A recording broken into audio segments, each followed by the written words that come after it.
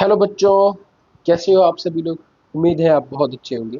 हम इस वीडियो में क्लास 10th के चैप्टर 1 रासायनिक अभिक्रिया एवं समीकरण को पूरा पढ़ने का प्रयास करेंगे। आप सभी लोग एक कॉपी और पेन लेके बैठ जाइए। उम्मीद है आप सभी को ये चैप्टर बहुत अच्छा लगेगा और आपको समझ भी आएगा। अपने कॉपी और पेन में नोट्स साथ साथ बनाते रहे। चलिए शुरू करते हैं। और एक बात का ध्यान रखें, कोई आसपास है तो उनसे कहिए कि आवाज़ न करें, या फिर एक कहीं कोने में चले जाइए और शांति से इस चैप्टर को पूरा पढ़ें। इस चैप्टर की हर एक छोटी से छोटी डिटेल हम इस वीडियो में पढ़ने का पूरा प्रयास करेंगे। एग्जाम्पल के साथ, सब चीज़ों के साथ इस पार्ट को पूरा पढ़ने का प्रयास करेंगे। आप सभी लोगों से यही उम्मीद है कि आप इस वीडियो को ज़्यादा से ज़्यादा प्यार देंगे और आपको ये चैप्टर पूरा समझ आए, ये मैं उम्मीद करता हूँ। चलिए शुरू करते हैं। तो इस पाठ का नाम है रासायनिक अभिक्रियाएं एवं समीकरण। रासायनिक अभिक्रियाएं एवं समीकरण, इस चैप्टर का नाम है रासायनिक अभिक्रियाएं एवं समीकरण। आ जाओ। सबसे पहले हम जो हमारे आसपास में बहुत सी चीजों में परिवर्तन होता है, सबसे पहले हम ये पढ़ रहे हैं कि रासायनिक अभिक्रियाएं होती क्या है। तो उसके लिए हम ये ध्यान में रखते हैं कि किन चीजों से हमें ये पता चल रहा है कि रासायनिक अभिक्रियाएं हो रही है, नहीं हो रही है। हमारे आसपास ऐसे क्या बदलाव होते हैं जिनसे हमें ये पता चले कि किसी भी स्थिति में रासायनिक अभिक्रिया हुई है। तो हमारे परिवर्तन जो है, हमारे आसपास का संसार में देखो दो प्रकार के परिवर्तन है। किसी भी पदार्थ में जब परिवर्तन होता है तो ये मुख्य रूप से कितने प्रकार का होता है? दो प्रकार का। कितने प्रकार का होता है? दो प्रकार का। ये मुख्य रूप से दो प्रकार का होता है। पहला भौतिक परिवर्तन और दूसरा रासायनिक परिवर्तन। पहला तो भौतिक परिवर्तन और दूसरा रासायनिक परिवर्तन।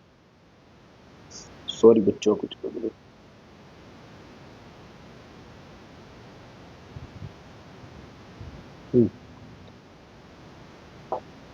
पहला परिवर्तन भौतिक और दूसरा रासायनिक परिवर्तन।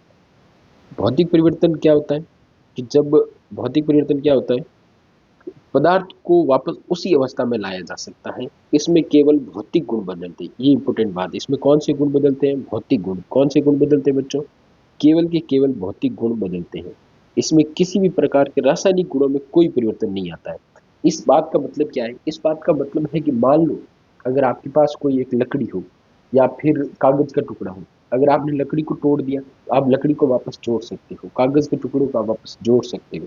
लेकिन क्या आपने कागज के टुकड़ों को जलाने के बाद वापस कागज का टुकड़ा बना सकते हो क्या? नहीं बना सकते। तो जब जिस इन चीजों में जिस भी किसी भी परिस्थिति में किसी भी पदार्थ के भौतिक गुणों में अगर परिवर्तन आएगा तो वो परिवर्तन होगा भौतिक परिवर्तन। वो परिवर्तन होगा भौतिक परिवर्तन। उसकी खास बात यह है कि पदार्थ को वापस उसी अवस्था में लाया जा सकता है। भौतिक परिवर्तन की विशेषता यही है कि पदार्थ को वापस जिस अवस्था में पदार्थ था उस अवस्था में लाया जा सकता है। अगला परिवर्तन है बच्चों रासायनिक परिवर्तन। अगला परिवर्तन है रासायनिक परिवर्तन। इसमें नाम से पता चल रहा है रासायनिक परिवर्तन, इसका मतलब पदार्थ के रासायनिक गुणों में परिवर्तन होगा। तो पदार्थ के रासायनिक गुणों में स्थायी परिवर्तन होता है। पदार्थ के रासायनिक गुणों में स्थायी परिवर्तन होता है और इसे पूर्व अवस्था में नहीं लाया जा सकता है। इस बात से क्या मतलब है? इस बात से मतलब है बच्चों कि अगर मान लो आपके पास एक कपूर की गोली है। क्या है? कपूर की गोली। आपने कपूर की गोली को जला दिया, क्या उसके बाद आप वापस कपूर की गोली बना पाओगे? नहीं बना सकते। आप कपूर कपूर की गोली नहीं बना सकते। आपके पास कोई लकड़ी है, आपने लकड़ी को जला दिया, क्या आप उस कोयले से या राख से लकड़ी बना सकते हो क्या? नहीं बना सकते। तो भौतिक और रासायनिक परिवर्तन का मुख्य अंतर यही है कि उन्हें जो है रास भौतिक परिवर्तन में जो पदार्थ है उसकी भौतिक अवस्था में परिवर्तन होगा, उसके भौतिक गुणों में परिवर्तन होगा। और रासायनिक परिवर्तन में पदार्थ के रासायनिक गुणों में परिवर्तन होगा। और भौतिक परिवर्तन की खास बात यह है कि आप जो है उसे जिस भी अवस्था में था उससे वापस उसी अवस्था में ला सकते हो।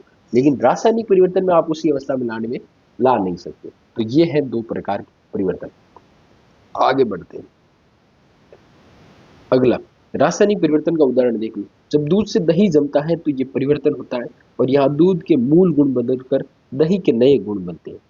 जब दूध से दही जमता है तो ये रासायनिक परिवर्तन है। या दूध के मूल गुण बदलकर क्या बन जाते हैं? दही। और क्या आप दूध दही से वापस दूध बना सकते हैं? नहीं। इसलिए ये कैसा परिवर्तन हुआ? और स्थायी परिवर्तन। जिसमें स्थायी परिवर्तन होगा वो क्या होगा?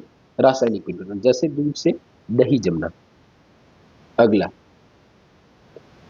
आ जाओ भाई, रासायनिक अभिक्रिया। रासायनिक अभिक्रिया किसे कहते हैं? वह प्रक्रिया जिसमें एक या अधिक पदार्थ आपस में अंतर क्रिया इंटरेक्शन करके परिवर्तित होते हैं और भिन्न रासायनिक गुणों वाले नए पदार्थ बनाते हैं। इसमें खास बात है बच्चों, रासायनिक अभिक्रिया में हमेशा नए पदार्थ बनेंगे। क्या बनेंगे? नए पदार्थ, पुराने पदार्थ आपस में क्रिया करेंगे और नए पदार्थों का निर्माण करेंगे।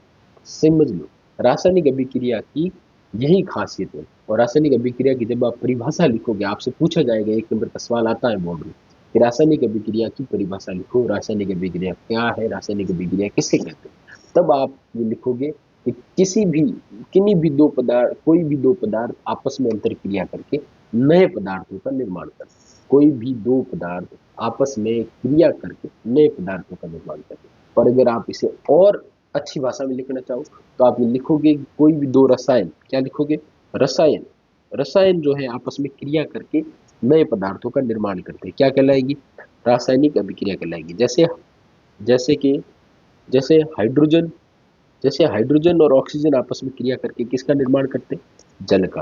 हाइड्रोजन और ऑक्सीजन आपस में क्रिया करके किसका निर्माण करते हैं, जल का। और ये एक प्रकार की क्या हुई, रासायनिक अभिक्रिया, क्या हुई, रासायनिक अभिक्रिया। आगे चलते हैं। अब आ जाओ, रासायनिक अभिक्रिया में दो चीजें महत्वपूर्ण होती है। रासायनिक अभिक्रिया में कितनी चीजें महत्वपूर्ण है, मैं जो बोलता हूँ उसे ध्यान से सुना करो। रासायनिक अभिक्रिया में दो चीजें महत्वपूर्ण, कितनी, दो। कौन कौन सी, एक तो अभिकारक और एक उत्पाद। पहली चीज क्या है, अभिकारक, पहली चीज अभिकारक, दूसरी चीज है उत्पाद। अभिकारक क्या है कि वे पदार्थ जो किसी रासायनिक अभिक्रिया में भाग लेते हैं, ये हमेशा तीर के बाईं ओर होते हैं, यानी लेफ्ट हैंड साइड। किधर होते हैं, लेफ्ट हैंड साइड। तो आप देखो, जो चीजें रासायनिक अभिक्रिया में भाग लेती है, जो पदार्थ रासायनिक अभिक्रिया में भाग लेंगे, यानी कि जो आपस में अंतर क्रिया करेंगे। रासायनिक अभिक्रिया की परिभाषा क्या थी कि आप कोई भी दो पदार्थ आपस में अंतर क्रिया करते हैं, तो जो पदार्थ आपस में अंतर क्रिया करते हैं वो कहलाते हैं अभिकारक। वो पदार्थ जो किसी रासायनिक अभिक्रिया में भाग लेते हैं वो कहलाते हैं अभिकारक। क्या कहलाते हैं, अभिकारक। और अब दूसरी चीज आती है उत्पाद। दूसरी चीज क्या आती है, उत्पाद। उत्पाद क्या है, जो अभिक्रिया में भाग लेते हैं और उसके बाद जो चीज बनती है, जो पदार्थ, जो चीज बनता है, क्या है, जो बनता है रासायनिक अभिक्रिया में, जो बनता है वो क्या कहलाएगा, उत्पाद। जो भाग लेगा वो तो होगा अभिकारक, क्या होगा, अभिकारक। और जो बनेगा वो क्या कहलाएगा, उत्पाद। वो क्या कहलाएगा, उत्पाद। वो क्या कहलाएगा, उत्पाद। तो जो अभिकारक है, उत्पाद की खासियत यह है, जो आपस में क्रिया कर रहे हैं वो तो है अभिकारक, और जो बन रहा है वो है उत्पाद। उत्पाद की खास, अभिक्रिया के फलस्वरूप बनने वाले, अभिक्रिया के फलस्वरूप बनने वाले नए पदार्थ होते हैं, और ये तीर के बाईं ओर लिखे जाते हैं, तीर के दाईं ओर लिखे जाते हैं, सॉरी। जो राइट हैंड साइड लिखे जाएंगे वो उत्पाद होंगे, और जो लेफ्ट हैंड साइड लिखे जाएंगे वो अभिकारक होंगे। आ जाओ आगे चलते हैं। अब आते हैं रासायनिक समीकरण को लिखना। रासायनिक समीकरण को लिखने के लिए लिखने का सांकेतिक तरीका जो है वो सबसे प्रभावी होता है। आप जो रासायनिक समीकरण को दो रूप में लिखते हैं, एक तो शब्द समीकरण में लिखते हैं, और एक जो है सांकेतिक, ये जो लिखा है सांकेतिक तरीका, इसमें जो आप क्या करते हैं, सूत्रों को लिखते हैं, रासायनिक सूत्रों का उपयोग करते हैं। पदार्थों को जब लिखते हैं तो किसका उपयोग करते हैं, सूत्रों का उपयोग करते हैं, रासायनिक सूत्रों का। और एक बात यह है कि रासायनिक समीकरण को जब लिखते हैं, शब्द समीकरण जब लिखते हैं उससे, तो उसमें क्या लिखते हैं, जैसे जो पदार्थ है उसका हिंदी रूप, या फिर जब अंग्रेजी में लिख रहे हैं तो इंग्लिश रूप उसका लिखते थे। जैसे मैग्नीशियम को सीधा मैग्नीशियम लिख दिया, ऑक्सीजन को ऑक्सीजन। लेकिन जब आप सांकेतिक तरीके में लिखते हैं तो रासायनिक सूत्रों का उपयोग करते हैं। जैसे मैग्नीशियम का सूत्र क्या होता है, Mg, ऑक्सीजन का O2। जब ऑक्सीजन आणविक रूप में उपस्थित रहता है, परमाणविक रूप में उपस्थित नहीं रहता है, तो आणविक रूप ऑक्सीजन का O2 है। और जब मैग्नीशियम को ऑक्सीजन की उपस्थिति में जलाया जाता है, यह अभिक्रिया इंपोर्टेंट है बच्चों, बहुत बार पूछी गई है, बोर्ड में बहुत बार पूछी गई है, इसको इंपोर्टेंट टिक करो और लिखो। यह अभिक्रिया है कि मैग्नीशियम को जब ऑक्सीजन की उपस्थिति में जलाते हैं तो मैग्नीशियम ऑक्साइड का निर्माण होता है। और ये जो मैग्नीशियम ऑक्साइड है वो सफेद चूर्ण के रूप में मिलता है। कैसे मिलता है, सफेद चूर्ण के रूप में। खास बात है, मैग्नीशियम को ऑक्सीजन की उपस्थिति में जलाते हैं, यानी कि नॉर्मली जब हम मैग्नीशियम को जलाते हैं, मैग्नीशियम रिबन को आपके चैप्टर में है, एक क्रियाकलाप है उसमें लिखा है कि जब मैग्नीशियम रिबन को जलाया जाता है तो क्या बनता है, मैग्नीशियम ऑक्साइड। और मैग्नीशियम ऑक्साइड सफेद चूर्ण के रूप में प्राप्त होता है हमें। आगे चलते हैं। इसमें एक और खास बात यह है बच्चा, अभिकारकों या उत्पादों के बीच में प्लस का चिन्ह लगाया जाता है यदि उनकी संख्या क्या हो, एक से अधिक हो। इस बात को ध्यान में रखना है। आ जाओ आगे। अगला, जैसे कि हमारे दैनिक जीवन में जो रासायनिक अभिक्रिया है उसका उदाहरण देख लो। तो दैनिक जीवन के उदाहरण में देख लो, दैनिक जीवन के उदाहरण में देखो, लोहे पर क्या लगना, जंग लगना। जब लोहा वायु और नमी के संपर्क में आता है तो उस पर भूरे रंग की परत चढ़ जाती है, और ये फेरस ऑक्साइड के बनने का कारण होता है। सवाल पूछा गया है, बहुत बार पूछा गया है, इस बात को टिक कर लो। पूछा क्या गया है, पूछा ये गया है कि ये जो लोहे पर जंग लगती है और भूरे रंग की जो परत होती है वो क्या होती है। वो होती है फेरस ऑक्साइड। क्या होती है? Ferrous oxide. और ये जो अभिक्रिया है वो एक धीमी अभिक्रिया नहीं, धीरे धीरे होती है। इसका कारण क्या है? जब लोहे को वायु और नमी के संपर्क में रखा जाता है तो उस पर भूरे रंग की परत चढ़ जाती है, और ये जो परत चढ़ती है इसे बोलते हैं संक्षारण। क्या बोलते हैं? संक्षारण। इसे आगे देखेंगे हम। जब धातुओं को वायु और नमी के संपर्क में रखते हैं तो धातु नॉर्मली खराब होने लग जाते हैं, ये संक्षारण कहलाता है। आगे पढ़ेंगे। अब आपके जीवन में, दैनिक जीवन का एक उदाहरण है लोहे पर जंग लगना, ये रासायनिक अभिक्रिया का उदाहरण है। और इसमें जो है, जब लोहा वायु और नमी के संपर्क में आता है तो उस पर भूरे रंग की परत जम जाती है। ये फेरस ऑक्साइड के बनने के कारण होता है। किसके कारण होता है? फेरस ऑक्साइड के बनने के कारण होता है। अगला, अगली जो है दैनिक जीवन में अभिक्रिया क्या है? भोजन का पाचन। अगली दैनिक जीवन में आप देखते हो भोजन का पाचन होता है, वो भी किसका उदाहरण है? रासायनिक अभिक्रिया का। जटिल खाद्य पदार्थों का सरल अणु में टूटना एक रासायनिक अभिक्रिया है। पाचन की परिभाषा भी यही है। इस बात को नोट कर लो, आगे 5वें चैप्टर में जब हम पढ़ेंगे जैव प्रक्रम को, जब हम बायो प्रोसेसेस को पढ़ेंगे तब हम इस बात को ध्यान में देखेंगे। लेकिन उसमें उसकी जो पाचन की जनरली परिभाषा पूछी जाती है। पाचन की परिभाषा है जटिल खाद्य पदार्थों का सरल अणुओं में टूटना, और उनके जो उनसे जो है जरूरी खाद्य पदार्थ हैं, जरूरी जो हमारे मिनरल्स हैं, विटामिन हैं, उनका अवशोषण करना पाचन कहलाता है। आज आगे, ये भी भोजन का पाचन भी एक प्रकार की रासायनिक अभिक्रिया है। एंजाइमों की सहायता से होने वाली इन अभिक्रियाओं से शरीर को क्या प्राप्त होती है? ऊर्जा प्राप्त। भोजन का पकना भी एक रासायनिक प्रक्रिया है, क्योंकि पके हुए भोजन से कच्ची सामग्री आप वापस नहीं बना सकते। जैसे रोटी, आप आटा है, आपने आटे को गूंदा, फिर रोटी बनाई, रोटी को सेक लिया, अब रोटी से क्या आप आटा बना सकते हैं? नहीं बना सकते। सिंपल, वो आटा पका हुआ ही रहेगा, कच्चा आटा थोड़ी बन जाएगा वापस। जो है बिना गूथा हुआ आटा बना दोगे क्या? नहीं बनेगा। तो इसे कहते हैं एक रासायनिक परिवर्तन। रासायनिक परिवर्तन की खास बात यह है, रासायनिक अभिक्रियाओं में या रासायनिक परिवर्तन नॉर्मली उसकी खास बात यह है कि आप उसकी अवस्था में एक बार परिवर्तन कर लिया तो आप वापस उसी अवस्था में नहीं जा सकते। आप पहले ठोस थे, ठोस से आप द्रव में बदल गए या गैस में बदल गए, तो अब आप गैस से वापस ठोस में नहीं जा सकते। रासायनिक परिवर्तन में अगर भौतिक परिवर्तन आप बोलोगे सर बर्फ होता है, बर्फ को तो अगर मान लो हमने पहले बर्फ था, फिर उसको गला के पानी बना दिया, और पानी को वापस बर्फ भी बना सकते हैं। ये जो बर्फ का पानी में पिघलना, ये भौतिक परिवर्तन है, रासायनिक परिवर्तन नहीं है। लेकिन पानी का वाष्प में बदलना, ये एक रासायनिक परिवर्तन है। ध्यान में रखना। आज आगे, अब अगला हमारे दैनिक जीवन का उदाहरण है श्वसन। क्या है?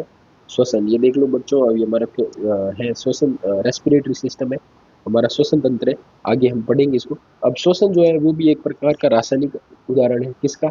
ये सारे उदाहरण नोट करते जाना, इसको पूरे डिटेल में नहीं लिखो, फिर भी इतना लिख लेना कि श्वसन एक प्रकार का रासायनिक अभिक्रिया का उदाहरण है। पाचन रासायनिक अभिक्रिया का उदाहरण है। लोहे पर जंग लगना एक रासायनिक अभिक्रिया का उदाहरण। तो ये हम जो श्वसन करते हैं वो भी ऊष्माक्षेपी रासायनिक अभिक्रिया है। आगे हम पढ़ेंगे कि ऊष्माक्षेपी रासायनिक अभिक्रिया क्या होती है, उसके बारे में आगे पढ़ेंगे। लेकिन अभी जो है हम इस बात का ध्यान देंगे कि हम जो श्वसन करते हैं वो भी कैसा है? ऊष्माक्षेपी रासायनिक अभिक्रिया है। ये भी एक प्रकार की रासायनिक अभिक्रिया है। इसमें ग्लूकोज ऑक्सीजन के साथ मिलकर ऊर्जा निर्माण करता है। तो आपसे ये सवाल पूछा जाएगा, आप जब श्वसन तंत्र पढ़ेंगे तब भी हम इस अभिक्रिया को वापस देखेंगे। अब भी आप इस अभिक्रिया को नोट कर सकते हैं कि ग्लूकोज के साथ जब ऑक्सीजन मिक्स होती है तो कार्बन डाइऑक्साइड, जल और ऊर्जा निकलती है। श्वसन तंत्र में जब हम सांस को अंदर खींचते हैं तो हमारे शरीर के अंदर अंदर खींचते हैं, क्या खींचते हैं? ऑक्सीजन को खींचते हैं। और शरीर के अंदर जो ग्लूकोज है उसका क्या करते हैं? विखंडन करते हैं। उसका क्या करते हैं? विखंडन। क्या करते हैं? विखंडन। वो टूटता है, और टूट करके किसका निर्माण करता है? टूट करके एक तो बनाता है कार्बन डाइऑक्साइड और साथ में ऊर्जा। क्या बनाता है? साथ में ऊर्जा। आ जाओ आगे। अब आते हैं हमें कैसे पता चलेगा कि किन्हीं भी परिस्थितियों में रासायनिक अभिक्रिया हुई है या नहीं। हमें ये कैसे पता चलेगा? तो उसके 4 इंपॉर्टेंट है। आपके जब आप बुक पढ़ोगे तो उसमें एक चीज लिखी होगी, किन प्रेक्षणों की सहायता से हम ये पता कर सकते हैं कि रासायनिक अभिक्रिया हुई है या नहीं। तो उसके 4 चीजें लिखी हुई। कितनी? पहली, अगर मान लो किसी भी पदार्थ की अवस्था में परिवर्तन आ जाए, पदार्थ के रंग में परिवर्तन आए, पदार्थ से गैस निकले, या उसके तापमान में परिवर्तन आए। 4 चीजें। पहला, अवस्था में परिवर्तन हो, रंग में परिवर्तन हो, गैस निकले उससे, या फिर तापमान में परिवर्तन। गैस निकलने का मतलब ज्यादातर जैसे हाइड्रोजन निकलती है, CO2 निकलती है जनरली रासायनिक अभिक्रियाओं में। किसी में से ऑक्सीजन निकलती है, नाइट्रोजन निकलती है, अपनी गैस का निकलना। तापमान, पहले मान लो ठंडा था और अब क्या हो गया? गर्म। अब क्या हुआ? गर्म। फिर रंग में परिवर्तन, पहले लाल था, लाल से भूरा हो गया, लाल से क्या हो गया? भूरा। और अवस्था में परिवर्तन, जैसे ठोस था, ठोस से क्या बन गया? द्रव। ठोस से क्या बन गया? द्रव। तो ये सारी चीजें क्या होती है? किसी भी रासायनिक अभिक्रिया की पहचान होती है। किसी भी रासायनिक अभिक्रिया की पहचान होती है। आगे चलो। अब हमारे जो है प्रायोगिक उदाहरण जो मैंने बताया था, मैग्नीशियम का दहन मैंने बताया था, मैग्नीशियम रिबन को ऑक्सीजन की उपस्थिति में जब हम जलाते हैं तो मैग्नीशियम किस में परिवर्तन हो जाता है, सफेद चूर्ण में। और मैग्नीशियम जलता किसके साथ है, ये इंपॉर्टेंट बात, जब मैग्नीशियम रिबन को वायु में जलाया जाता है तो एक चमकदार सफेद लौ के साथ जलता है, और ये सफेद चूर्ण मैग्नीशियम ऑक्साइड में बदलता है। किसमें बदलता है, मैग्नीशियम किसमें बदलता है, मैग्नीशियम ऑक्साइड में। और मैग्नीशियम रिबन को वायु में जलाया जाता है तो इससे एक चमकदार सफेद लौ के साथ बनता है। सावधानी ये रखनी है कि मैग्नीशियम रिबन को जलाने से पहले उसे किससे साफ करना है, सैंड पेपर से साफ करना है, यानी रैगमार्क से साफ करना चाहिए, ताकि उस पर जमी ऑक्साइड की परत जो है वो हट सके। उस पर पहले से जो ऑक्साइड की परत बनी है वो हट सकते हैं। और ये अभिक्रिया क्या है, ये इस अभिक्रिया को ध्यान में रखना है। Mg+O2 गिव्स अस, क्या देते हैं हमें, MgO। MgO आगे हम देखेंगे कि रासायनिक अभिक्रिया को संतुलित करते हैं, तो इस बात का ध्यान रखना है कि दोनों साइड के परमाणु समान हो, लेकिन आगे बढ़ेंगे। अब अब आपको क्या ध्यान रखना है कि मैग्नीशियम को जलाना एक किस प्रकार की अभिक्रिया, दहन अभिक्रिया। किसका उदाहरण है, अभिक्रिया का उदाहरण है। कैसी अभिक्रिया है, दहन अभिक्रिया है। इसमें होता क्या है कि मैग्नीशियम को जब ऑक्सीजन की उपस्थिति में जलाते हैं तो वो मैग्नीशियम ऑक्साइड में परिवर्तन होता है, और वो मैग्नीशियम ऑक्साइड सफेद चूर्ण होता है। क्या होता है, सफेद चूर्ण। जलता कैसे, एक सफेद लौ के साथ। कैसे जलता है, सफेद लौ के साथ। आ जाओ आ जाओ भाई, कंकाली और संतुलित समीकरण। कंकाली और संतुलित, सर आप बोलोगे कंकाली समीकरण क्या है। तो जब कोई समीकरण रासायनिक अभिक्रिया के, जब हमने अभी पीछे पढ़ा ना समीकरण, समीकरण मतलब मान लो मैंने लिख दिया Mg+O2, ये हमें देता है MgO। तो ये जो है मैंने लिखा, ये पूरा क्या है, एक रासायनिक समीकरण है। ये क्या है, एक रासायनिक समीकरण है। अब ये संतुलित नहीं है। संतुलित से क्या मतलब है, संतुलित से मतलब हुआ कि अभिकारक में जो भी परमाणु है और उत्पाद में जो भी परमाणु है उनकी संख्या क्या होनी चाहिए, बराबर। जैसे यहाँ पे मैग्नीशियम कितना है, एक, इधर मैग्नीशियम कितना है, एक, इधर ऑक्सीजन कितने हैं, दो, O2, इसका मतलब ऑक्सीजन के दो परमाणु हैं। अणु एक है लेकिन परमाणु कितने हैं, दो। और यहाँ पे ऑक्सीजन कितनी है, एक। कितनी है ऑक्सीजन, एक। तो इसका मतलब ये कैसे समीकरण के, असंतुलित। तो असंतुलित समीकरण को क्या बोला जाता है, वह समीकरण जिसमें दोनों और के तत्वों के परमाणु की संख्या समान नहीं होती, वो कहलाता है असंतुलित समीकरण या फिर कंकाली समीकरण। क्या कहलाता है, असंतुलित या फिर कंकाली। असंतुलित या कंकाली, या क्या कहलाता है, कंकाली, या क्या कहलाता है, कंकाली। हमें ऑक्सीजन के परमाणु यहाँ असंतुलित है क्योंकि इस तरफ ऑक्सीजन के परमाणु दो है, बाईं ओर जो ऑक्सीजन के परमाणु दो है, जबकि दाईं ओर ऑक्सीजन के परमाणु केवल एक है। हमें समीकरण को संतुलित क्यों करना है, ये हम आगे देखेंगे, ठीक है। आज आगे अब हम देखते हैं कि हमें इस रासायनिक समीकरण को संतुलित क्यों करना पड़ता है। आपसे सवाल पूछा जाएगा, इस बात को नोट कर लो कि रासायनिक समीकरण को संतुलित करने का आधार क्या है। रासायनिक समीकरण को संतुलित करने का आधार क्या है, उसका आधार है द्रव्यमान संरक्षण का नियम। किस आधार पर करते हैं, द्रव्यमान संरक्षण के नियम के आधार पर। देखो, किसी भी रासायनिक अभिक्रिया के उत्पादों का कुल द्रव्यमान अभिकारकों के कुल द्रव्यमान के बराबर होना चाहिए। अगर अभिकारक और जो है उत्पाद वो ज्यादा नहीं होने चाहिए। द्रव्यमान और द्रव्यमान संरक्षण का नियम क्या कहता है, द्रव्यमान संरक्षण का नियम कहता है कि द्रव्यमान को न तो बनाया जा सकता है, नहीं नष्ट किया जा सकता है। उसी प्रकार ऊर्जा संरक्षण का नियम है वैसा वैसा, ऊर्जा के रूप बदलते हैं, लेकिन द्रव्यमान संरक्षण में कहता है कि द्रव्यमान को न तो बनाया जा सकता है, नहीं नष्ट किया जा सकता। किसी भी रासायनिक अभिक्रिया के उत्पादों का कुल द्रव्यमान अभिकारकों के कुल द्रव्यमान के हमेशा बराबर होना चाहिए, यानी कि LHS इक्वल टू RHS। ये मैथ में भी यही काम करता है, यहाँ पे भी। इसलिए तीर के दोनों और प्रत्येक तत्व के परमाणु की संख्या क्या होनी चाहिए, समान। प्रत्येक तत्व के परमाणु की संख्या क्या होनी चाहिए, समान। ये देखो, इधर देखो, जैसे मान लो हम क्या बनाते हैं, H2O। क्या बनाते हैं, H2O, ठीक है। आगे देखते हैं, जैसे हम जल बनाते हैं तो, एक मिनट, हम जब जल बनाते हैं तो H2+O2 हमें क्या देता है, H2O। और इस तरफ जो है ऑक्सीजन कितना है, एक। इस तरफ ऑक्सीजन कितना, एक। और इस तरफ ऑक्सीजन कितने, दो। इस तरफ हाइड्रोजन कितने, दो। और इस तरफ हाइड्रोजन कितने, दो। इसका मतलब हाइड्रोजन संतुलित है लेकिन ऑक्सीजन नहीं। तो हमें ऑक्सीजन को क्या करना पड़ेगा, संतुलित। हम इस तरफ जब ऑक्सीजन को दो दो लिखते हैं तो यहाँ पे ऑक्सीजन कितने हो जाते हैं, दो। लेकिन हाइड्रोजन कितने होते हैं, 2 × 2। जो आगे दो लिखते हैं इसको जो है पीछे जो भी लिखा हो उससे क्या करते हैं, मल्टीप्लाई। जैसे यहाँ पे पीछे कुछ नहीं है तो एक माना जाएगा, ऑक्सीजन के पीछे कुछ नहीं है तो एक। एक को दो से मल्टीप्लाई किया तो कितना आया, दो। और यहाँ पे जो दो है उस दो को दो से मल्टीप्लाई करेंगे तो कितना आएगा, चार। कितना आएगा, चार। इसका मतलब इस तरफ हाइड्रोजन के परमाणु कितने, चार। ऑक्सीजन के परमाणु कितने, दो। इस तरफ ऑक्सीजन के परमाणु कितने, दो। इसका मतलब ऑक्सीजन तो संतुलित है, ऑक्सीजन क्या है, संतुलित, लेकिन हाइड्रोजन नहीं है। तो हमें हाइड्रोजन को संतुलित करना पड़ेगा। कैसे करेंगे, यहाँ पे हाइड्रोजन के परमाणु कितने, चार। यहाँ पे कितने, दो। इसको क्या बनाना पड़ेगा, चार। इसको क्या बनाना पड़ेगा, चार। तो इस दो को जब दो से मल्टीप्लाई करेंगे, दो गुणा दो, आगे जो लिखा हो उसे बोलते हैं गुणक। क्या बोलते हैं? गुणक। तो गुणक को जो पीछे लिखा है उसे मल्टीप्लाई करते हैं। क्या करते हैं? मल्टीप्लाई। तो फिर जो है हमें बराबर समीकरण में जो है परमाणु की संख्या क्या मिल जाती है? बराबर। सवाल पूछा जाएगा, जैसे देखो इधर देखो सभी लोग, वापस ध्यान से देखो, H2 प्लस O2 हमें क्या देता है? H2O। क्या देता है? H2O। इसमें जो है जब आप संतुलित करते हैं तो यहाँ दो लिखते हैं, यहाँ दो। अब आपसे पूछा जाएगा H2O का गुणक क्या है? तो क्या है? दो।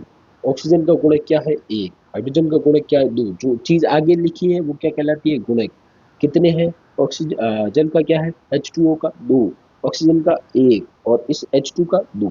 आज बात अगला, संतुलित के चरण कितने हैं? देखो, संतुलित करने के लिए आपको सबसे पहले क्या करना है? मान लो एक है आयरन। आयरन की जब जल के साथ अभिक्रिया करवाते हैं तो ये फेरस ऑक्साइड और हाइड्रोजन बनाता है। फेरस ऑक्साइड और हाइड्रोजन बनाते हैं। क्या बनाता है? Ferrous oxide, ferric oxide, I guess, ferric oxide. और क्या बनाता है? वाटर। और क्या बनाता है? जल। क्या बनाता है? जल। इसमें जो है इसमें जो है समीकरण को संतुलित करने के कितने चरण? दो। कितने चरण? दो। पहला चरण क्या कहता है? प्रत्येक सूत्र के चारों ओर क्या बनाना है? एक बक्सा। क्या बनाना है? बक्सा। क्या बनाना है? बक्सा। जैसे क्या बनाना है? बक्सा। क्या बनाना है आपको? जैसे कि बक्सा बनाना, जैसे कि यहाँ बना, देखो ये हमने इसके और चार बनाने, इसके और बनाने, इसके, ऐसे आपको क्या बनाने? बक्से। क्या बनाने? आपको क्या बनाना है? बक्सा बनाना है। ये जो है जैसे मान लो यहाँ पे लिखा हो,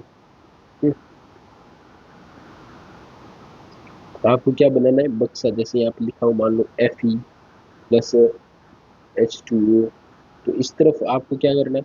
ये जो Fe है इसके चारों ओर बक्सा बनाना है। ये जो H2O है इसके भी चारों ओर क्या बनाना है? बक्सा। क्या बनाना है? बक्सा। ठीक है। अब दूसरा चरण क्या कहता है? असंतुलित समीकरण में तत्वों के परमाणु क्या बनानी है? सूची। जैसे LHS में कितने हैं? जैसे आयरन LHS में कितना? एक। हाइड्रोजन कितने हैं? दो। और ऑक्सीजन कितना? एक। इस तरफ जो है दूसरी तरफ आ जाओ, मान लो इस तरफ आ जाओ, इस तरफ आयरन कितने? देखो Fe कितने, आगे कितना लिखा है? तीन। ऑक्सीजन के आगे कितना लिखा है? चार। और हाइड्रोजन के आगे कितना लिखा है? दो। अब मैंने बताया कि LHS में जो भी परमाणु है और RHS में जो भी परमाणु है उनकी संख्या आपस में क्या होनी चाहिए? समान। क्या यहाँ पे समान है? नहीं। यहाँ पे क्या समान है? नहीं। तो इसके जो समान, हमें क्या करना पड़ेगा? इसको समान करना पड़ेगा। आगे बढ़ो। अब तीसरा चरण क्या कहता है कि सबसे अधिक परमाणु वाले तत्व से शुरू करते हैं। सबसे अधिक, ये बात जनरली आपको जब आप रासायनिक समीकरण संतुलित करने के सवाल हर बार आता है, 2 नंबर का सवाल आता है, अगर मान लो कभी कभी 3 नंबर का भी आता है, बड़ा सवाल आता है, तो आपसे संतुलित समीकरण को संतुलित, ये जो विधि है इसे बोलते हैं हिट एंड ट्रायल विधि, और इस विधि से आपको संतुलित करने का पूछेंगे। अगर नहीं पूछे, नॉर्मली अगर मान लो आपसे पूछा जाए इस समीकरण को संतुलित करो, तो आपको सीधा संतुलित करके लिखना है। उसके लिए आपको क्या करना है? उस परमाणु को टारगेट करना है जिसकी संख्या सबसे ज्यादा हो, जिसकी संख्या सबसे ज्यादा हो। जैसे कि इस समीकरण की सबसे ज्यादा संख्या किसकी है? यहाँ पे देखो ऑक्सीजन की संख्या कितनी है? चार। और इस तरफ ऑक्सीजन की संख्या कितनी है? दो। कितनी है? दो। इस दो नहीं, इस तरफ ऑक्सीजन की संख्या कितनी है? एक। कितनी है? एक। तो अब इसको जो है क्या करना पड़ेगा? संतुलित करना पड़ेगा। तो सबसे अधिक परमाणु तत्व से शुरू करना है। LHS में H2O के आगे जो है चार लगा दो। क्या लगा दो? चार। जब हम इसके आगे चार लगाएंगे तो हाइड्रोजन कितने हो जाएंगे? आठ। ऑक्सीजन कितने हो जाएंगे? चार। और यहाँ पे ऑक्सीजन कितने हैं? चार। तो ऑक्सीजन हो गया संतुलित। और जब हम इसके आगे चार लगा देंगे तो हाइड्रोजन भी क्या हो जाएगा? संतुलित। अब यहाँ पे आयरन देखो कितने हैं? तीन। और यहाँ पे आयरन कितने था? एक। तो अब इसके आगे क्या लिख लेंगे? तीन। इस विधि को हिट एंड ट्रायल विधि कहते हैं, क्योंकि हम सबसे छोटी पूर्णांक के गुणक का उपयोग करके संतुलित करने का क्या करते हैं? प्रयास करते हैं। क्या करते हैं? प्रयास। आने वाले। अब आ जाओ अभिक्रियाओं के प्रकार। अगला टॉपिक है रासायनिक अभिक्रियाओं के प्रकार। रासायनिक अभिक्रियाओं के प्रकार, पहला है संयोजन, वियोजन, विस्थापन और विस्थापन। जनरली ये जो है रासायनिक अभिक्रियाओं के प्रकार यही है, लेकिन हम उपचयन और अपचयन को भी पढ़ेंगे और आगे एक और आएगी रेडॉक्स अभिक्रिया। अब देखो संयोजन अभिक्रिया में क्या होता है?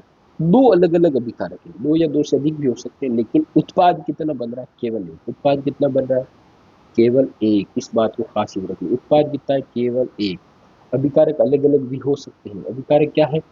अभिकारक जो है वो अलग अलग भी हो सकते हैं, लेकिन उत्पाद केवल क्या है? एक। उत्पाद एक। और वियोजन जो है इसका बिल्कुल उल्टा। वियोजन इसका बिल्कुल उल्टा। संयोजन में तो क्या था?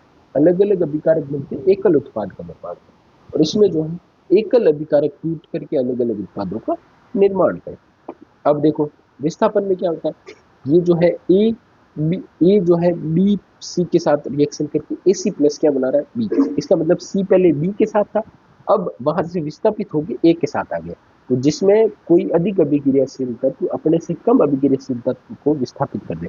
यहाँ पे ए अधिक अभिक्रियाशील है बी से, अधिक अभिक्रियाशील कौन है, ए, और कम अभिक्रियाशील कौन है, बी। तो ए ने बी को क्या कर दिया, विस्थापित। क्या कर दिया, विस्थापित। इसलिए जो है ए जब बी को विस्थापित कर देगा तो ए सी जो है वो ए के साथ जुड़ जाएगा और ये ए सी प्लस बी बढ़ाएगा। तो विस्थापन अभिक्रिया में क्या है, अधिक अभिक्रियाशील तत्व अपने से कम अभिक्रियाशील तत्व को विस्थापित कर देते और उत्पादों का निर्माण करते हैं। क्या कहलाती है, विस्थापन अभिक्रिया। अब आ जाओ द्विविस्थापन अभिक्रिया। क्या होती है, द्विविस्थापन अभिक्रिया। द्विविस्थापन अभिक्रिया में क्या है, दो विस्थापनों का लगातार एक साथ कितना होगा, दो विस्थापन, और इसमें आयनों का आदान प्रदान होगा। इसकी खास बात, अब हम आगे पढ़ेंगे इसको, लेकिन ये बात ध्यान में रखना, आयनों के आदान प्रदान से जो है उत्पादों का निर्माण होगा। आयनों के आदान प्रदान से उत्पादों का निर्माण होगा। इसमें देखो पहले ए जो है बी के साथ था और बी जो है ए के साथ था और डी जो है वो सी के साथ था।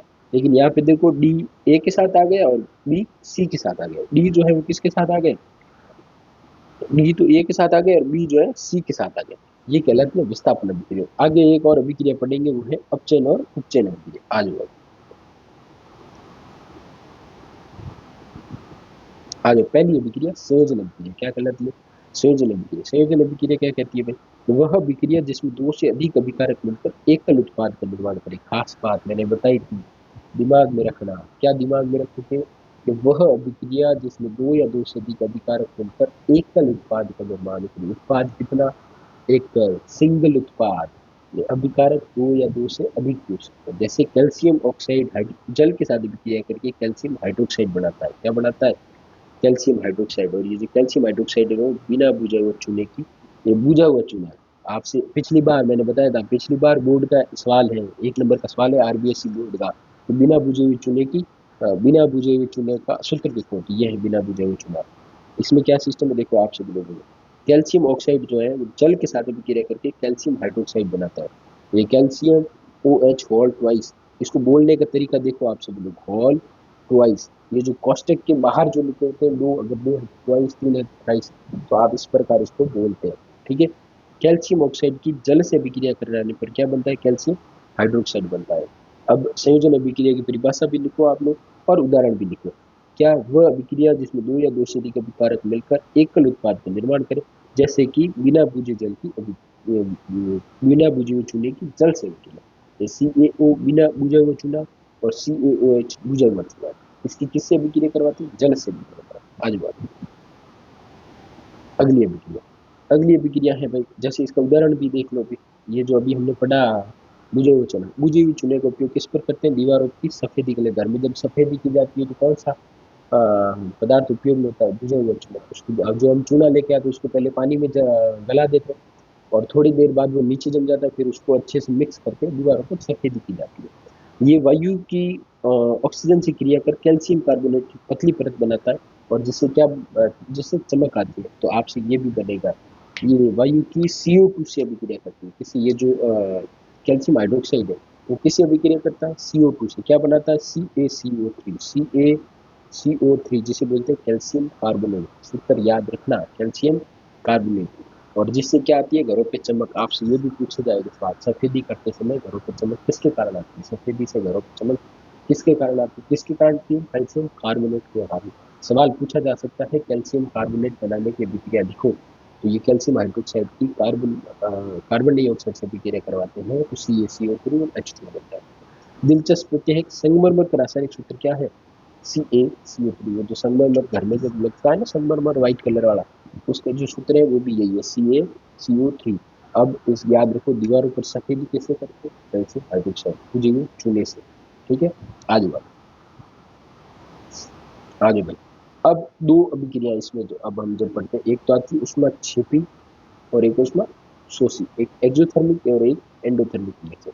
एक तो एक्सोथर्मिक और एक एंडोथर्मिक रिएक्शन। देखो, जिनमें उत्पाद के साथ उष्मा भी निकले क्या कहलाएगी, जिनमें उत्पाद के साथ क्या निकले, उष्मा, क्या कहलाएगी, श्वसन। क्या कहलाएगी उष्मा क्षेपीय अभिक्रिया। उत्पाद तो बढ़ेगी, साथ में क्या बढ़ेगा, एलएचएस आरएचएस जो साइड है, आरएचएस जो साइड है आरएचएस, उसमें ध्यान रखना क्या बनेगी, उत्पाद तो बढ़ेगा, उत्पाद तो फिक्स है, उत्पाद रासायनिक अभिक्रिया हुई है तब विकारक मिलकर उत्पादों का निर्माण करेंगे, ये बात तय है। उत्पाद के साथ साथ क्या हो रहा है, उत्पाद के साथ साथ उष्मा निकल रही है, क्या निकल रही है, उष्मा, क्या निकले, तो जिसमें उत्पाद के साथ साथ उष्मा निकले क्या कहलाएगी, उष्मा क्षेपीय अभिक्रिया। उदाहरण में याद रखना, श्वसन में जब हम सांस छोड़ते हैं तो हमारी गर्म हवा बाहर आती है, प्राकृतिक गैस का दहन, और जब हम प्राकृतिक एलपीजी को जलाते हैं, सीएनजी को जलाते हैं तो क्या निकलती है, उष्मा क्षेपीय अभिक्रिया से ऊर्जा निकलती है। अगली उष्माशोषी अभिक्रिया की, जिनमें अभिक्रिया के लिए ऊर्जा का शोषण होता है, जिसमें ऊर्जा की आवश्यकता होती है। जैसे कि हम किसी भी चीज को जलाते हैं तो उसको गर्म करने की जरूरत होती है, गर्म करते हैं तो हम उसमें क्या देते हैं, उष्मा। किसी को अगर धूप में रखते हैं तो क्या देते हैं, उष्मा। जिसमें उष्मा की आवश्यकता हो तो वो क्या होगी, उष्मा शोषी अभिक्रिया, जिसमें उष्मा का अवश्य, नाम से याद रखें, उष्मा सेपी मतलब उष्मा का निकलना, और उष्मा शोषी मतलब उष्मा की आवश्यकता, उष्मा का अवशोषण। आगे चलते हैं, आज भी अगला वियोजन या अपघटन अभिक्रिया, ऐसी अभिक्रिया जिसमें एकल अभिकारक टूटकर दो या दो से अधिक सरल उत्पाद बनाए, जैसे कि, और ये तीन प्रकार का होता है, ऊष्मीय वियोजन, विद्युत वियोजन में एक आएगा प्रकाशीय वियोजन। विद्युत ऊष्मीय वियोजन में ऊष्मा के द्वारा जब वियोजन हो, विद्युत वियोजन में विद्युत के द्वारा जब वियोजन हो, ठीक है। जैसे कि डीकम्पोजिशन ऑफ के, जब कैल्शियम कार्बोनेट का जब डीकम्पोज किया जाता है तो उसमें वियोजन होता है वो। और विद्युत द्वारा जब इलेक्ट्रोलाइसिस ऑफ वाटर, जब जल का विद्युत अपघटन करते हैं तो विद्युत वियोजन कहलाता है, जल का विद्युत अपघटन, याद रखना। वियोजन कितने प्रकार का, तीन, ऊष्मीय, प्रकाशीय और विद्युत। ऊष्मीय, प्रकाशीय और विद्युत। ऊष्मीय वियोजन के उदाहरण क्या है, decomposition of calcium carbonate, calcium carbonate का विघटीकरण, डीकम्पोजिशन मतलब विघटीकरण, तो कैल्शियम कार्बोनेट का विघटीकरण, याद रखना सिंपल। और विद्युत वियोजन, जो विद्युत द्वारा वियोजन है, उदाहरण में जल का विद्युत अपघटन, जल का विद्युत अपघटन, उसमें जो जब हम विद्युत अपघटन करते हैं तो दो इलेक्ट्रोड बनाते हैं, एक कैथोड और एक एनोड। आगे चलते हैं, आ जाओ भाई अगला। अब आते हैं प्रकाशीय वियोजन, ये जो मैंने, ये आप देखना आपको जो है बुक में दिया हुआ है, ये क्या कहते हैं, श्वेत श्याम फोटोग्राफी जिसे बोलते हैं, इंग्लिश में बोले ब्लैक एंड व्हाइट फोटोग्राफी, श्वेत श्याम फोटोग्राफी वाली अभिक्रिया दी हुई है।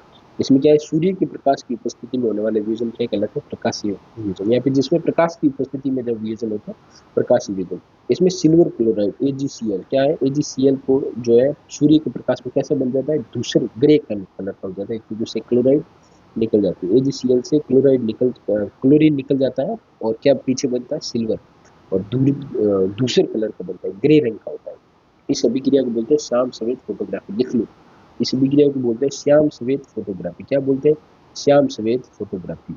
बहुत इंपॉर्टेंट अभिक्रिया है, याद रखना, बहुत बार पूछी जा सकती है, और ये एक चीज को डेफिनेटली याद रखना कि इस अभिक्रिया को बोलते हैं श्याम सफेद फोटोग्राफी। क्या बोलते हैं, श्याम सफेद फोटोग्राफी। जब सिल्वर को प्रकाश की उपस्थिति में रखा जाता है तो वो किस में बदल जाता है, धूसर ग्रे कलर में बदल जाता है, और इससे क्लोरीन अलग हो जाता है। इस बात को ग्रे कलर का हो जाता है, इस अभिक्रिया को बोलते हैं श्याम सफेद फोटोग्राफी। जब पुराने समय में ब्लैक एंड व्हाइट फोटोग्राफी होती थी तो उसमें काम आता था। आज अग्नीय विस्थापन अभिक्रिया, 3 नंबर अभिक्रिया हम पढ़ रहे हैं, विस्थापन अभिक्रिया। ऐसी अभिक्रिया जिसमें अधिक अभिक्रियाशील तत्व अपने से कम अभिक्रियाशील तत्व को क्या कर दे, विस्थापित, क्या कर दे, विस्थापित, अधिक अपने से। ऐसी रासायनिक अभिक्रिया जिसमें अधिक अभिक्रियाशील पदार्थ कम अभिक्रियाशील पदार्थ को क्या करते हैं, विस्थापित। जैसे कि आयरन और कॉपर सल्फेट की जब आपस में अभिक्रिया की जाती है तो आयरन सल्फेट बनता है, कॉपर क्या हो जाता है, विस्थापित। इसका मतलब आयरन क्या हुआ, इसका मतलब आयरन क्या हुआ, आयरन हुआ अधिक अभिक्रियाशील तत्व, और कॉपर क्या हुआ, कम अभिक्रियाशील तत्व। आयरन से कॉपर क्या है, कम अभिक्रियाशील तत्व, इसलिए आयरन में क्या कर दिया, कॉपर को विस्थापित कर दिया। इस बात में ध्यान रखना, अधिक अभिक्रियाशील तत्व अपने से कम अभिक्रियाशील तत्व को क्या करते हैं, विस्थापित। जैसे कि नीला कॉपर सल्फेट का विलयन क्या हो जाता है, भूरा हरा हो जाता है, क्योंकि लोहा कॉपर को हटा देता है। नीला कॉपर सल्फेट का विलयन कैसा हो जाता है, भूरा, क्योंकि लोहा जो है वो कॉपर को हटा देता है, ठीक है। आगे चलते हैं, अगली अभिक्रिया, अगली अभिक्रिया आती है द्विविस्थापन अभिक्रिया। कौन सी अभिक्रिया, द्विविस्थापन अभिक्रिया, ये आपके फोटो जो है बुक में है। वे अभिक्रिया जिसमें अभिकार को बीच आयनों का क्या होता है, आदान प्रदान। ऐसी रासायनिक अभिक्रिया जिसमें आयनों को क्या हो, आदान प्रदान। इसमें अक्सर एक अघुलनशील पदार्थ बनता है जिसे बोलते हैं अवक्षेप, सही से लिखा नहीं है, जिसे बोलते हैं अवक्षेप। और एक अभिक्रिया, इससे याद रखना, ऐसी रासायनिक अभिक्रिया जिसमें अवक्षेप का निर्माण हो क्या कहलाती है? अवक्षेपण अभिक्रिया। अवक्षेप की खासियत दो, अवक्षेप की खासियत क्या होगी? दो, पहली कि अवक्षेप जो है जल में अविलेय होगा, जल में अविलेय होगा, ठीक है। और दूसरी वो अघुलनशील होता है, जनरली वो किसी भी चीज में क्या होता है, और एक तो जल में अविलेय होता है और नीचे बनता है, परत के रूप में बनता है। कैसे बनता है? परत के रूप में। और वे अभिक्रियाएं जिनमें आप आयनों के आदान प्रदान से उत्पादों का निर्माण हो। द्विविस्थापन अभिक्रिया की अभिक्रिया की देख लो, सुन लो। द्विविस्थापन अभिक्रिया की जो है वो परिभाषा सुनो। ऐसी रासायनिक अभिक्रिया जिनमें आयनों के आदान प्रदान से उत्पादों का निर्माण हो, जिनमें आयनों के आदान प्रदान से उत्पादों का निर्माण हो, क्या कहलाती है? द्विविस्थापन अभिक्रिया। क्या कहलाती है? द्विविस्थापन अभिक्रिया। इसमें अक्सर एक अघुलनशील अविलेय पदार्थ बनता है जिसे बोलते हैं अवक्षेप। जिसे क्या बोलते हैं? अवक्षेप। ऐसी रासायनिक अभिक्रिया जिनमें अवक्षेप बनता है क्या कहलाती है? अवक्षेपण अभिक्रिया। अब द्विविस्थापन अभिक्रिया का उदाहरण सुनो। जब सोडियम सल्फेट की जो परख में ली, ये जो है सोडियम सल्फेट से भरा हुआ जो बीकर है, सोडियम सल्फेट से भरा हुआ जो बीकर है, इसके अंदर जब बेरियम क्लोराइड को मिक्स किया जाता है, किसको मिक्स करते हैं? किसको मिक्स करते हैं? Barium chloride. ये जो सोडियम सल्फेट की जो बीकर है उसमें बेरियम क्लोराइड से भरी हुई परमाणु को मिक्स किया जाता है, तो क्या बनता है? तो बनता है बेरियम सल्फेट। क्या बनता है? Barium sulphate. और ये जो बेरियम सल्फेट है वो क्या है? ये जो बेरियम सल्फेट है वो एक है अवक्षेप। बेरियम सल्फेट क्या है? अवक्षेप। देखो इसमें जो है Ba2+ होता है और SO4 2-, तो ये SO4 2- आयन और Ba2+ आयन, Ba2+ आयन और SO4 2- आयन। देखो ये दो आयन याद रखना। इसमें जब आपसे पूछा जाएगा कि बेरियम सल्फेट जो है इसमें कौन कौन से आयन है, इसमें आयन देखो, एक तो Ba2+ आयन और एक SO4 2- आयन। ये आपस में क्रिया करके किसका निर्माण करते हैं? अवक्षेप का। किसका निर्माण करते हैं? अवक्षेप। और ये अवक्षेप क्या होता है? अघुलनशील होता है। कैसा होता है? अघुलनशील होता है। ऐसी रासायनिक प्रतिक्रिया जिसमें आयनों के आदान प्रदान से उत्पादों का निर्माण हो, पदार्थों का निर्माण हो, क्या कहलाती है? द्विविस्थापन अभिक्रिया। और इस ये अभिक्रिया जनरली किसका निर्माण करती है? अवक्षेप का। किसका निर्माण करती है? अवक्षेप का। ऐसी रासायनिक अभिक्रिया जिनमें अवक्षेप का निर्माण, किसका निर्माण हो? अवक्षेप का, क्या कहलाती है? अवक्षेपण अभिक्रिया। क्या कहलाती है? अवक्षेपण अभिक्रिया। उदाहरण में सोडियम सल्फेट से भरे हुए बीकर में जब बेरियम क्लोराइड से भरी हुई परमाणु को मिलाया जाता है तो एक अवक्षेप का निर्माण होता है, जो अवक्षेप होता है बेरियम सल्फेट। यहाँ पे सोडियम ने तो बेरियम को विस्थापित कर दिया और बेरियम ने सोडियम को विस्थापित कर दिया। बेरियम क्लोराइड से बन गया सोडियम क्लोराइड और सोडियम सल्फेट से बन गया बेरियम सल्फेट। आज भाई आज भाई अगली अभिक्रिया अपचयन एवं उपचयन अभिक्रिया। अगली अभिक्रिया कौन सी है? अपचयन एवं उपचयन अभिक्रिया। अपचयन अभिक्रिया क्या है? इसमें देखो अपचयन क्या होता है? जनरली ऑक्सीजन की वृद्धि होती है और हाइड्रोजन का निकलना। ऑक्सीजन का बढ़ना, हाइड्रोजन का निकलना क्या कहलाता है? उपचयन अभिक्रिया। उधर सुन लो। ऐसी रासायनिक अभिक्रिया जिनमें ऑक्सीजन की क्या हो? वृद्धि। जिनमें ऑक्सीजन की क्या हो? वृद्धि और हाइड्रोजन क्या हो? कम, क्या कहलाएगी? उपचयन अभिक्रिया। अब अपचयन में क्या है? ऐसी रासायनिक अभिक्रिया जिनमें ऑक्सीजन तो कम हो और हाइड्रोजन बढ़े। ऑक्सीजन की कमी और हाइड्रोजन का बढ़ना क्या कहलाती है? अपचयन अभिक्रिया। जब ये दोनों अभिक्रिया साथ साथ होती है तो क्या कहलाती है? रेडॉक्स अभिक्रिया। ऐसी रासायनिक अभिक्रिया जिनमें ऑक्सीजन की वृद्धि हो, हाइड्रोजन की कमी हो, क्या कहलाती है? उपचयन अभिक्रिया। क्या कहलाती है? उपचयन अभिक्रिया। अब एक और बात इसमें उपचयन अभिक्रिया में एक और बात सुनो कि जिस भी पदार्थ में ऑक्सीजन बढ़े, क्या बढ़े? ऑक्सीजन बढ़े। जहाँ पे जैसे यहाँ पे पहले कार्बन अकेला था, अब कार्बन किसमें परिवर्तन हो गया? CO2 में। किसमें? CO2। तो वो जिस भी पदार्थ में ऑक्सीजन बढ़े वह क्या कहलाएगा? उपचयित होने वाला पदार्थ। उपचयित होने वाला पदार्थ। आपसे सवाल पूछा जाएगा निम्न अभिक्रिया में उपचयित होने वाले पदार्थ का नाम बताओ, तो आप लिखोगे। या फिर आपसे ये भी पूछा जाएगा कार्बन को जब जलाया जाता है तो कार्बन डाइऑक्साइड गैस निकलती है, तो कार्बन को जब जलाते हैं तो उपचयित होने वाले पदार्थ का नाम लिखो, तो आप लिखोगे कार्बन। क्या लिखोगे? कार्बन। और ऐसा पदार्थ जिसमें ऑक्सीजन क्या हो? बढ़े। जिसमें ऑक्सीजन क्या हो? बढ़े। जिसमें ऑक्सीजन बढ़ेगी वो क्या कहलाएगा? वह क्या कहलाएगा? जिसमें ऑक्सीजन बढ़ेगी, जिसमें वह होगा उपचयित होने वाला पदार्थ। क्या कहलाएगा? उपचयित होने वाला पदार्थ। तो ऐसी रासायनिक अभिक्रिया है जिसमें ऑक्सीजन बढ़े, हाइड्रोजन की कमी हो, क्या कहलाते हैं? क्या कहलाती है? अपचयन उपचयन अभिक्रिया। सॉरी, अब हम पढ़ते हैं अपचयन अभिक्रिया। क्या पढ़ते हैं? अपचयन अभिक्रिया जिसमें ऑक्सीजन की कमी हो, हाइड्रोजन की वृद्धि हो। ऐसे रासायनिक पदार्थ ऐसे रासायनिक पदार्थ जिनमें अभिक्रिया में ऑक्सीजन की तो कमी हो, हाइड्रोजन की वृद्धि हो, क्या कहलाएंगे? अपचयित होने वाले पदार्थ। और ये जो रासायनिक अभिक्रिया वो क्या कहलाएगी? अपचयन अभिक्रिया। क्या कहलाएगी? अपचयन अभिक्रिया। अब रेडॉक्स अभिक्रिया देखो, ऐसी रासायनिक अभिक्रिया जिनमें अपचयन और उपचयन दोनों एक साथ साथ हो, क्या कहलाएगी? रेडॉक्स अभिक्रिया। आगे बढ़ो, देखो भाई रेडॉक्स अभिक्रिया, जैसे यहाँ पे जिंक ऑक्साइड जो है कार्बन के साथ अभिक्रिया करके जिंक और क्या बनाता है? CO, कार्बन मोनोऑक्साइड, जिंक और कार्बन मोनोऑक्साइड। अब देखो आपसे सवाल पूछा जाएगा यहाँ पे अपचयित होने वाला पदार्थ, मैंने पूछा है अपचयित। अपचयित का मतलब ऑक्सीजन का कम होना। पहले यहाँ पे जिंक ऑक्साइड था, अब क्या हुआ? जिंक, अब सिर्फ बना जिंक, तो इसका मतलब अपचयित कौन हो रहा है? अपचयित होने वाला पदार्थ है जिंक। और पहले यहाँ पे कार्बन था, अब क्या है? कार्बन मोनोऑक्साइड, इसका मतलब कार्बन में ऑक्सीजन की वृद्धि हुई। तो उपचयित होने वाला पदार्थ क्या है? कार्बन। उपचयित होने वाला पदार्थ कौन सा? कार्बन। अपचयित होने वाले पदार्थ देख लो, कार्बन, ऑक्सीजन की वृद्धि। उपचयित होने वाले पदार्थ कार्बन जिसमें ऑक्सीजन की वृद्धि हो रही है, अपचयित होने वाले पदार्थ जिंक ऑक्साइड जिसमें ऑक्सीजन की कमी हो रही है। और ऑक्सीकारक कौन है? जेडनो खुद जो है ऐसे रासायनिक अभिकारक या ऐसे रासायनिक पदार्थ जिनमें ऑक्सीजन देने की क्षमता हो। एक ऑक्सीकारक आपसे पूछा जाएगा, आप जब चौथे पार्ट में पढ़ेंगे हम कार्बन, तो उसमें हम देखेंगे कि ऑक्सीकारक क्या होता है। लेकिन अभी देखो ऑक्सीकारक क्या होते हैं? ऐसे रासायनिक पदार्थ जिनमें ऑक्सीजन देने की क्षमता हो, क्या कहलाएंगे? ऑक्सीकारक। क्या कहलाएंगे? ऑक्सीकारक। अब आपसे एक और सवाल पूछा जाएगा, आपसे रासायनिक अभिक्रिया दी जाएगी, पूछेंगे अपचयित और उपचयित होने वाले पदार्थ, या तो रासायनिक अभिक्रिया दी जाएगी, अब से दिया जाएगा कि निम्न पदार्थ अपचयित हो रहा है, निम्न पदार्थ उपचयित हो रहा है, निम्न पदार्थ अपचयित उपचयित हो रहा है, ऐसे कुछ पूछा जाएगा। आपसे जब ये पूछा जाए तो आपको अ ब स द के रूप में पूछा जाएगा और आपको लिखना है कौन सा कदम इसके लिए सही है।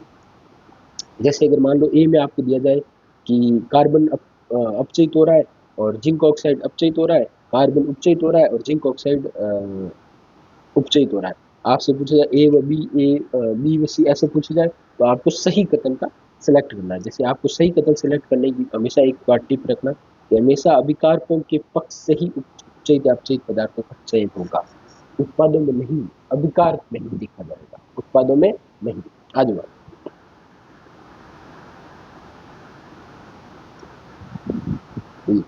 आज बात अगला, आ जाओ भाई। अब ये पाठ हमारी समाप्ति की तरफ है। देखो उपचयन का प्रभाव क्या होता है, उपचयन का उदाहरण भी पूछा जा सकता है। संक्षारण जनरली क्या होता है? जब धातु वायु जल या नमी के संपर्क में आते हैं तो उसकी सतह जो है क्या होती है? खराब। क्या होने लगती है? खराब। सतह धीरे धीरे खराब होने लगती है और वो कहलाता है संक्षारण। क्या कहलाता है? संक्षारण। संक्षारण से बचाने के लिए क्या कर सकते हैं हम? पेंट करके या तेल लगाकर। गैल्वेनाइजेशन जो कि आगे पढ़ेंगे, धातुओं पर जब जस्ते की परत चढ़ाई जाती है तो गैल्वेनाइजेशन कहलाता है, आगे हम पढ़ेंगे। और जनरली धातुओं से मिश्र धातु बनाकर, वो भी धातु अधातु में पढ़ेंगे। अभी आपके लिए इंपॉर्टेंट है कि तेल लगाकर, पेंट करके या तेल लगाकर एक ग्रीस लगा सकते हैं। क्या लगा सकते हैं? ग्रीस लगाकर। ठीक है। और संचारण होता क्या है? जब धातु वायु जल या नमी के संपर्क में आते हैं तो उसकी सतह धीरे धीरे क्या होती है? खराब। आगे बढ़िए। अब एक आते हैं विकृत गंधता। क्या आती है? विकृत गंधता। वसा एवं तेलीय खाद्य पदार्थों द्वारा द्वारा वायु द्वारा उपचयन जिससे उनका स्वाद और गंध बदल जाए। स्वाद और गंध बदल जाए। वसा और तेलीय खाद्य पदार्थों का वायु के संपर्क में आने पर उनकी जो है स्वाद और गंध में परिवर्तन हो जाता है, अथा अर्थात वो विकृति हो जाते हैं। क्या हो जाता है? विकृति। और इस अभिक्रिया को क्या बोलते हैं? विकृत गंधिता। क्या बोलते हैं? विकृत गंधिता। इसे रोकने के उपाय क्या है? इसमें एंटीऑक्सीडेंट मिलाए जाते हैं, ऑक्सीजन को हटाकर इसमें नाइट्रोजन की गैस भरी जाती है। सवाल बहुत बार पूछा गया है बच्चों, ध्यान से सुने। क्या सवाल पूछा गया? चिप्स के पैकेट को खराब होने से बचाने के लिए उसमें कौन सी गैस भरी जाती है? चिप्स के पैकेट को खराब होने से बचाने के लिए उसमें कौन सी गैस भरी जाती है? तो नाइट्रोजन गैस। कौन सी गैस? Nitrogen gas. इन्हें हम चीज़ों को रेफ्रिजरेटर में इसीलिए रखते हैं और वायु रोधी बर्तन जिनमें एयर टाइट जो है कंटेनर्स का उपयोग करते हैं। आजू बाजू। अब रासायनिक अभिक्रिया को संतुलित करने का ये आप कर लेना। HNO3 plus calcium hydroxide, calcium nitrate dioxide बना, नहीं डाई नाइट्रेट बनता है, साथ में जल बनता है। तो अब आप जो क्या करोगे, इस अभिक्रिया को संतुलित करोगे। और ये वैसे मैंने संतुलित कर रखी है यहाँ पे, आप देख लेना। तो समझ नहीं आए तो नीचे कमेंट करना। और अब ये हमारा पार्ट लगभग जो है समाप्ति की ओर है। ठीक है। अब एक बार और इसे रिवाइज कर लेते हैं हम। संतुलित में क्या है? देखो संतुलित रासायनिक अभिक्रिया में संयोजन अभिक्रिया में क्या ध्यान रखना? संयोजन अभिक्रिया में ध्यान रखना है दो अभिकारक मिलकर एक बनाएंगे, वियोजन में एक टूटकर अनेक बनाएगा और विस्थापन में ताकतवर कमजोर को हटा देगा। और रेडॉक्स अभिक्रिया में ऑक्सीजन का लेन देन होगा। द्वि विस्थापन में आयनों का आदान प्रदान, द्वि विस्थापन इसके साथ लिख देना आयनों का आदान प्रदान, उपचयन में लिख देना ऑक्सीजन का बढ़ना, अपचयन में लिख देना ऑक्सीजन का कम होना। और संतुलित रासायनिक समीकरण जो है द्रव्यमान संरक्षण के नियम का पालन करता है। ठीक है, आगे आशा करते हैं कि आपको ये रासायनिक विक्रियाओं का ये संचार रोचक लगा होगा और आपको ये पाठ पूरा समझ आया होगा। अगर इस पाठ में कोई भी तकलीफ हो तो आप इस वीडियो के नीचे कमेंट करके मुझे बता सकते हैं। उम्मीद है कि आपको ये पाठ पूरा समझ आया होगा। कोई भी प्रश्न जो आपको लगे कि आपको समझ नहीं आया, चीज़ें समझ नहीं आई, आप इस वीडियो के नीचे कमेंट कर देना, मैं आपको समझा दूंगा, कमेंट में समझा दूंगा या फिर उसके लिए कोई छोटा सा और वीडियो बना दूंगा जो मेरे से हो पाएगा। और उम्मीद है आपको ये वीडियो पसंद आया। आप इस वीडियो को लाइक करें, इस पर कमेंट करें, सब्सक्राइब करें मेरे चैनल को अगर आपको पसंद आए तो ही। और हम ऐसे ही नए नए वीडियोस लाते रहेंगे। ये अभी 10th क्लास का चैप्टर 1 है और आगे हम जब चैप्टर 2 चैप्टर 3 इस प्रकार पूरा जो है कोर्स करवाएंगे हम। ठीक है, आपको क्या बात ध्यान रखनी है, आपको होमवर्क मैंने दे दिया, वो जो रासायनिक समीकरण है पीछे वाला वो आपको संतुलित करके देखना है। ऐसे कैसे बुक में से 4 से 5 रासायनिक समीकरण आपको देख देख के संतुलित करने। आपको बुक से चैप्टर पूरा पढ़ना है, आपको पूरा समझ आएगा। फिर आप जो ये शॉर्ट नोट्स जो हमने अभी ये नोट्स बनाए इनको जो है हफ्ते में एक बार रिवाइज कर लेना बहुत। और जब आपका एग्जाम हो उस टाइम एक बार और रिवाइज कर लेना, जैसे हाफ ईयरली के टाइम, फर्स्ट टेस्ट के टाइम, सेकंड टेस्ट के टाइम, थर्ड टेस्ट के टाइम और हाफ ईयरली के टाइम और फिर बोर्ड के टाइम कर लेना। तो आपके ये बहुत काम आएगा। और बच्चों आप पढ़ें, अच्छा करें ज़िंदगी में, यही हमारी आशा। Thank you. Success point Pataudi को सब्सक्राइब करें और मिलते हैं अगले वीडियो में। धन्यवाद।